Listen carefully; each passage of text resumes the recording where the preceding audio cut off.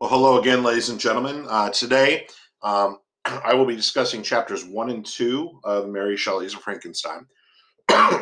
Excuse me.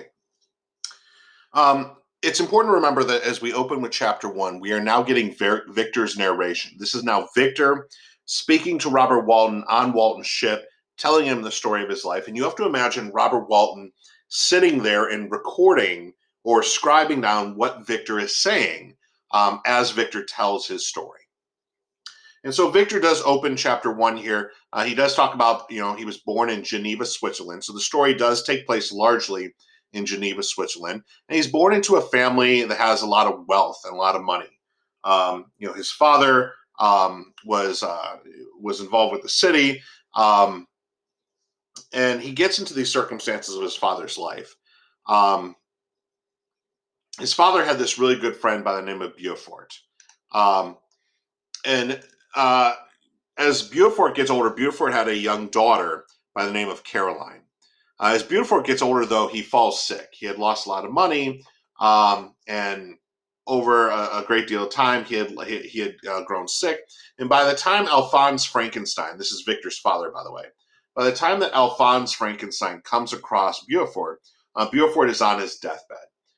And Alphonse Frankenstein witnesses Beaufort dying. He sees his daughter Caroline taking care of him. She attended him with great tenderness. But again, they're running out of money. They're living in penury.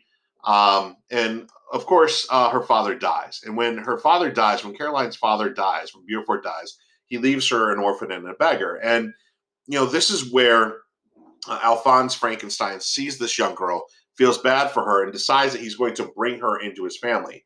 Again, Alphonse Frankenstein has a lot of wealth. He obviously has a big house. He can take care of her. And so he does take her into his family. Now, remember, she's going to be about 20 years younger than him. He takes her into the family, and eventually he does marry her. During the 2 years that had elapsed previous to my marriage with my father, I had gradually relinquished all public functions. And immediately after their union, they sought the pleasant climate of Italy. So again, he does marry her, even though she's that much younger. And for Alphonse, he's not marrying Caroline out of a deep sense of love. I mean, I do think that he loves her, and I think that she loves him. But I think this is more about this motif of men trading women in the story, the trafficking of women in order to protect them. In other words, the best way that Alphonse Frankenstein can protect this young girl, Caroline, is to marry her, make her his bride, so that she can now be protected. He can take care of her. And so, Victor talks about the difference in ages between his parents.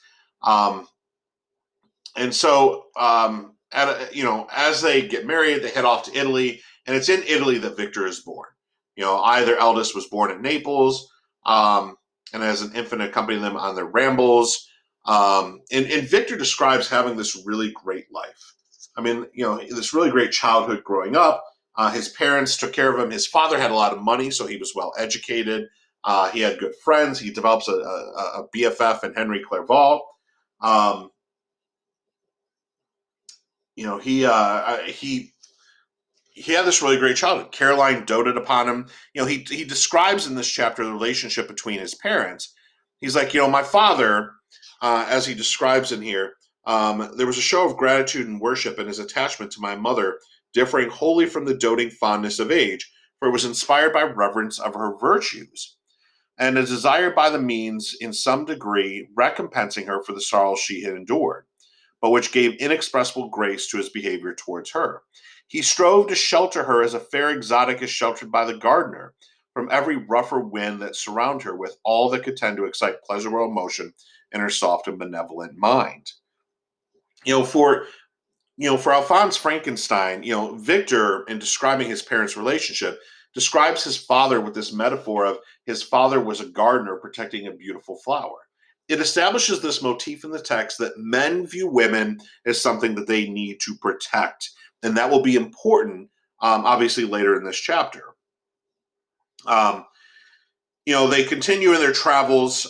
So we have this young family. We have Alphonse, we have Caroline, and their young child Victor. And as they continue in their rambles, Victor has this really great childhood. He is brought up, he travels well, he's well educated. And they visit in Italy, Lake Como. And in Lake Como, um, as they're visiting Lake Como, they come across this young Italian family that is extremely poor. Um, as they describe here, um, they, you know, her, they come across this Italian family that's very poor. They've got a whole bunch of kids, but they notice really quickly that, and for Caroline, one of her hobbies was to help the poor people. I mean, she did a lot for charity. I mean, she was really, I think you're going to love the character of Caroline. She really is a wonderful woman. And so she goes to help this poor family by Lake Como, and she notices that one of the kids doesn't look like the other. The others are all dark hair, dark skin, what you would think an Italian person would look like. But then all of a sudden, there's this one, pale blonde hair, European looking girl who doesn't fit in. And they get the story, of course. This, by the way, will be the first introduction to Elizabeth Lavenza. And we discover that Elizabeth Lavenza in the chapter, they talk about her being an orphan, that this Italian family is trying to take care of her.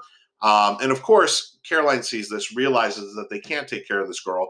And Caroline's always wanted a daughter, anyways. And so it's not surprising that Caroline arranges for her and Alphonse to adopt young Elizabeth Lavenza. And so now they have, you have Alphonse and Caroline, and they now have two kids. They have their own child, Victor Frankenstein, and they have, of course, this adopted child, Elizabeth. What's important to this last paragraph of chapter 1 is vital, because when they introduce, um, when Caroline brings Elizabeth in to introduce her to Victor, she kind of playfully presents her as a present. She describes here, everyone loved Elizabeth. The passionate and almost reverential attachment with which all regarded her became, while I shared it, my pride and my delight. And on the evening previous to her being brought to my home, my mother had said playfully to me, "Oh, Victor, I have a pretty present for you. Tomorrow he shall have it." And when on the morrow she presented Elizabeth to me as her promised gift, I, with childish seriousness, interpreted her words literally and looked upon Elizabeth as mine, mine to protect, love, and cherish. And all praises bestowed upon her I received as made to a possession of my own. We called each other familiarly by the name of cousin. No word, no expression could body forth the kind of relation in which she stood to me, my more than sister, since till death she was to be mine only. This is key. You see, Caroline comes to Victor. She's like, "Hey, I've got a present for you." She's being playful. "I've got a new sister that I adopted that will be your sister, and I made her and I adopted her for you."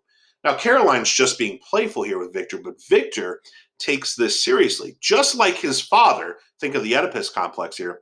Just like his father took in Caroline to protect her and viewed Caroline as a possession, something that he needed to marry her to protect her. Now, all of a sudden, his mother adopts a young girl for him, a young sister. And Victor, as he describes in that last paragraph, I viewed her as mine. She was mine, as if Elizabeth belonged to Victor, mine to protect, love, and cherish. He views her just like his father viewed his mother, as a young girl who needed to be protected and needed to be taken care of.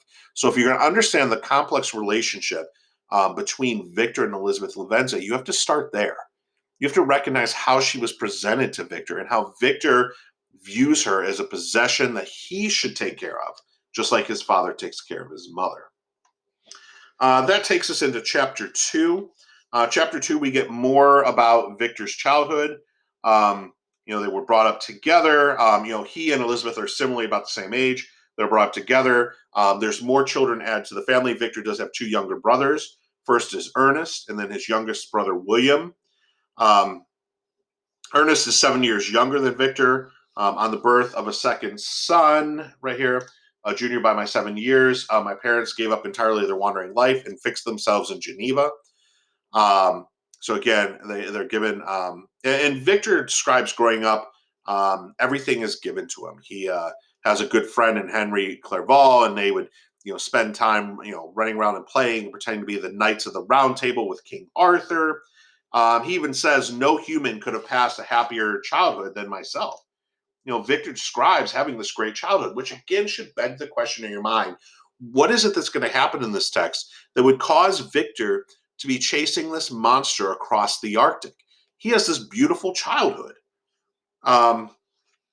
As Victor goes on in this chapter 2, he starts to describe his studies. He gets into, it was the secrets of heaven and earth that I desired to learn. Victor starts to be enthralled with science. Victor starts to be enthralled with science from a very young age, and he starts to come across a series of books written by what are called alchemists. Now, included in the assignment for this day, there is a YouTube video that talks about alchemy. Please make sure that you view that video. Victor starts by studying alchemy, which is something we don't study today. Obviously today we take chemistry, physics, biology, anatomy, things like that. You don't sign up for, alchemy or AP alchemy at Lakewood High School.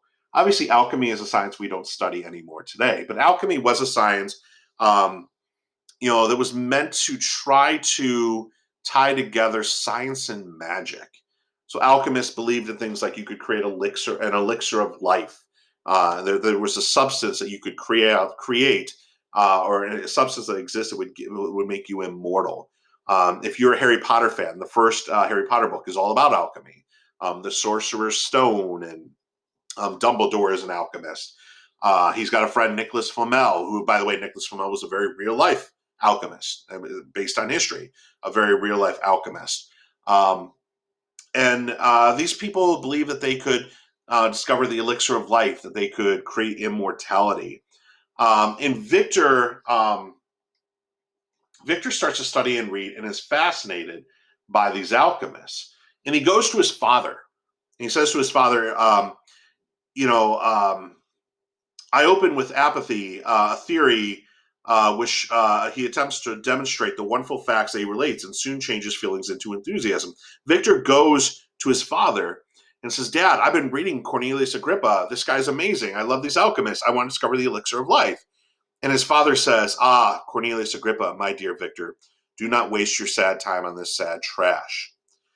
If instead of this remark, my father had taken the pains to explain to me what the principles of Agrippa had been entirely exploded, and that a modern system of science had been introduced which possessed much greater powers, so on and so forth, I should have certainly thrown Agrippa aside. He goes to his father. Again, this is another example of ineffective father figures. He goes to his father and says, Dad, I've come across this incredible book by Cornelius Agrippa. I think we can create immortality. And his father rejects him. Alphonse is like, Victor, do not study this sad trash. It's terrible stuff. And of course, this impacts Victor pretty greatly. But Victor continues his studies throughout chapter 2. He continues to learn about the alchemists. And at the end of chapter 2, we get this incredible passage where Victor, at the age of 15, is outside his house in Bellerive when he witnesses a thunderstorm. A violent thunderstorm comes in, and he witnesses lightning striking a tree. And the lightning strikes the tree, and the tree is just obliterated. It's gone. And Victor says to his father, my goodness, what was that? What has the power to destroy that oak tree? And his father's like, oh, that's electricity. And this is the first time that Victor Frankenstein starts to become enthralled with the power of electricity and what else might it be possible. And remember, in those notes beforehand, we had talked about that young Mary Shelley had sat watching experiments where people were experimenting with electricity. And so that fascination that she felt learning about electricity is brought up here in chapter 2 as well with Victor Frankenstein. And that'll bring us to the end of chapter 2. I hope you are being successful in your reading. And I will talk to you later.